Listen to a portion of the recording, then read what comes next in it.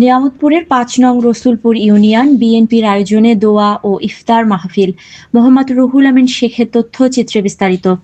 বাংলাদেশ জাতীয়তাবাদী দল বিএনপির চেয়ারপারসন ও ৩ বারের সাবেক প্রধানমন্ত্রী বেগম খালেদা জিয়ার সুস্থতা এবং দীর্ঘায়ু কামনায় নওগাঁ ১ আসনের সাবেক সংসদ সদস্য বীর মুক্তিযোদ্ধা ডাক্তার মোহাম্মদ সালেক চৌধুরীর নেতৃত্বে নিয়ামতপুর উপজেলার বিভিন্ন ইউনিয়নে ইফতার ও দোয়া মাহফিল চলমান রয়েছে। তারই ধারাবাহিকতায় ২০শে মার্চ বৃহস্পতিবার নিয়ামতপুর উপজেলার ৫ নং রসুলপুর ইউনিয়ন বিএনপি ও অঙ্গ সংগঠনের আয়োজনে ইউনিয়নের রসুলপুর স্কুল মাঠে দোয়া আলোচনা সভা ও ইফতার মাহফিল অনুষ্ঠিত হয়। আলোচনা সভায় ৫ নং রসুলপুর ইউনিয়ন বিএনপির সাবেক সাধারণ সম্পাদক নূরে আলম সোজার সভাপতিত্বে নিয়ামতপুর উপজেলা যুব দলের যুগ্ম আহ্বায়ক মেহেদী হাসানের সঞ্চালনায় প্রধান অতিথি হিসেবে উপস্থিত ছিলেন নওগাঁ ১ আসনের সাবেক সংসদ সদস্য বীর মুক্তিযোদ্ধা ডাক্তার মোহাম্মদ সালেক চৌধুরী।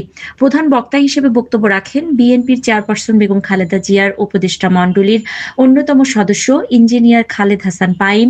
বিশেষ অতিথি হিসেবে উপস্থিত ছিলেন নিয়ামতপুর উপজেলা বিএনপির নবনির্বাচিত সাংগঠনিক সম্পাদক শামীম রেজা চৌধুরী বাদশা, বিআরডিবি চেয়ারম্যান আব্দুর রহমান বাবু, ১ নং হাজিনগর ইউনিয়ন পরিষদের সাবেক চেয়ারম্যান আমিনুল ইসলাম ভিপি, নিয়ামতপুর উপজেলা যুবদলের আহ্বায়ক মঞ্জুরুল ইসলাম, যুগ্ম আহ্বায়ক আরিফুল ইসলাম, উপজেলা যুব দলের সাবেক সহ সভাপতি সালাউদ্দিন সিরাজি, নিয়ামতপুর উপজেলা ছাত্র দলের আহ্বায়ক সালাউদ্দিন গাজী, এমদাদুল হক কাফি সহ আরো অনেকে। আলোচনা সভা ও দোয়া মাহফিল শেষে প্রায় ১০,০০০ মুসল্লিকে একসাথে ইফতার করতে দেখা যায়। ইফতারে অংশগ্রহণকারী মুসল্লিরা এত সুন্দর আয়োজন করার জন্য আয়োজকদের ধন্যবাদ জানান। আমি দুই একটা কথা বলবো। শহীদ রাষ্ট্রপতি জিয়া রহমানের গড়া দল বাংলাদেশ জাতীয়তাবাদী দল বিএনপি, আজকে তারই আদর্শে আমরা রাজনীতি করি। তার যে আদর্শ, তিনি ৩.৫ বছর যে রাষ্ট্রপতি ছিলেন, কোনো দুর্নীতি তাকে ছুঁইতে পারেনি, কোনো অন্যায় অবিচার তাকে ছুঁইতে পারেনি। আজকের এই আয়োজনটি আমাদের ইউনিয়নের প্রতিটি পাড়া, প্রতিটি গ্রাম, প্রতিটি ওয়ার্ড, প্রতিটি ইউনিয়নের একটি সমন্বয় ইফতার পার্টি। আমরা পাঁচ নম্বর রসুলপুর ইউনিয়ন প্রতিবারের নাই এবারে ইফতার আয়োজন করেছি। ৫ নম্বর রসুলপুর ইউনিয়নে এমন কিছু নেতাকর্মী আছে যারা এককভাবে একটি করে ইফতার দিতে পারে বড়, কিন্তু সেটাতে আনন্দ নেই। ৫ নম্বরের সংগঠিত সুসংগঠিত ৩ নম্বর কর্মীরা তিলে তিলে ইফতারটিকে ভরপুর করে দিয়েছে। আমি একটি কথা বলবো, বাংলাদেশের মধ্যে বর্তমানে সবচেয়ে ঘৃণিত ব্যক্তির নাম কি? শেখ হাসিনা। বাংলাদেশের মধ্যে সবচেয়ে ঘৃণিত ব্যক্তির নাম শেখ হাসিনা। আজকে একটি কথা না বললেই নয়, আপনারা যেভাবে বিএনপিকে ভালোবাসেন, যেভাবে অংশগ্রহণ করেছেন, যে আশায় এসেছেন, শুধু আপনাদের বুক ভরা আশার একটি আলো আমি দেখাতে চাই বা আমরা বলতে চাই।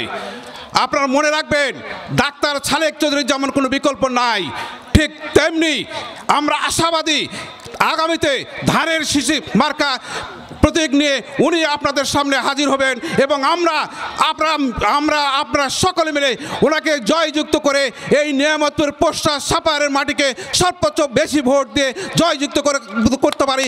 আপনারা যেভাবে আমাদের পাশে থাকছেন এই যাবৎকালীন, সামনের দিনগুলো আমাদের এইভাবে পাশে থাকেন, ইনশাল্লাহ আমাদের ভুল ত্রুটি শুধরাই নিয়ে আপনাদের পাশে থাকার চেষ্টা করব। আর ডাক্তার মোহাম্মদ সালেক চৌধুরী গোটা বাংলাদেশের খুব এন্টিক ব্যক্তি, দুর্নীতিমুক্ত কিছু ব্যক্তির মধ্যে একজন। আমি জিয়াউর রহমান ১৯ দফা কর্মসূচি দিয়ে দেশ বিনির্মাণ আরম্ভ করেছিলেন। ওনার অসমাপ্ত কাজ করার জন্যই আমরা ৩১ দফা কর্মসূচি তৈরি করেছি। এটাই আমাদের ইলেকশন ম্যানিফেস্টো হবে আরও কারেকশন হওয়ার পর। এটা নিয়ে আবার দেশের উন্নয়ন কীভাবে করব সেই রূপরেখা এখানে দেখা আছে। মসজিদেও গুলি চালাতো শেখ হাসিনা, কাজে আপনারা জানেন। তাহলে আমাদেরকে এখন শেখ হাসিনা নাই। শেখ হাসিনা কোথায় এখন? ভারতে। এখন ভারত থেকে ইন্ডিয়া অনেক চেষ্টা করছে, বিভিন্ন দেশে, পৃথিবীর কোনো দেশও গসতে চায়নি, কোথাও গসতে চায়নি। ভারতের সঙ্গে আমাদের চুক্তি আছে, আমরা কোনো বন্দি ওখানে গেলে ফেরত দিতে হবে এবং আমরা ওনাদেরকে দেবো। তাকে শেখ হাসিনাকে দিল্লি ফেরত দিতেই হবে।